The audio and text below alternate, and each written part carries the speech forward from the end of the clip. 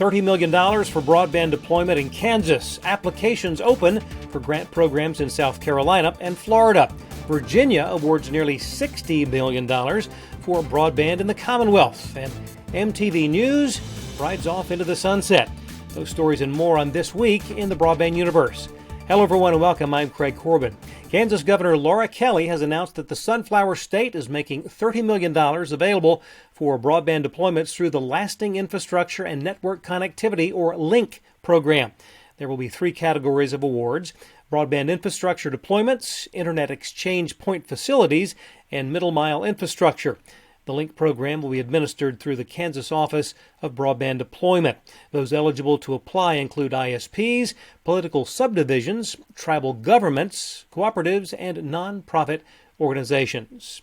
South Dakota this week revealing that $32.5 million in broadband funding will go to 9 providers via the Connect SD grant program.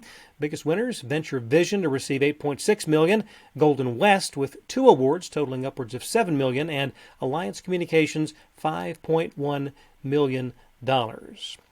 Broadband providers in the Palmetto State just days away from being able to apply for a portion of the budgeted $100 million in a program to be known as the ARPA CPF 1.0 grant program, established through the South Carolina Broadband Office. Applications will be accepted from May 15th through July the 15th. Final awards announced in November.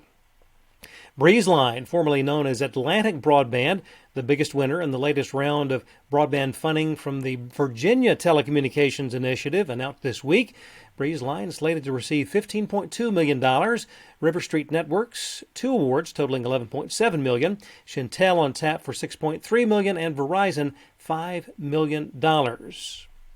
Florida's Broadband Opportunity Program accepting applications for $133 million in broadband funding. Deadline, 5 p.m. on June the 23rd. Individual awards will be limited to no more than $5 million per project, with funding recipients required to contribute at least 50% of project costs. And this marks the second application cycle for that Broadband Opportunity Program. Rural innovation takes center stage, that's the word from the NTCA, as Smart Rural Community Live returns June 26th through the 28th in Fort Lauderdale, Florida. Essential voices from across the rural development ecosystem, all those that leverage broadband-enabled applications. Registration open for Fiber Connect 2023, hosted by the Fiber Broadband Association, August the 20th through the 23rd in Orlando, Florida. Truly a can't-miss event. Cord cutting continuing to erode the number of pay TV subscribers, but despite that trend, revenue from retransmission and carriage fees from content distributors increased 3% last year to $4.46 billion. That from research by the S&P Global Market Intelligence Organization. Projections for the next 4 years show that revenue should hit $16 billion by 2027.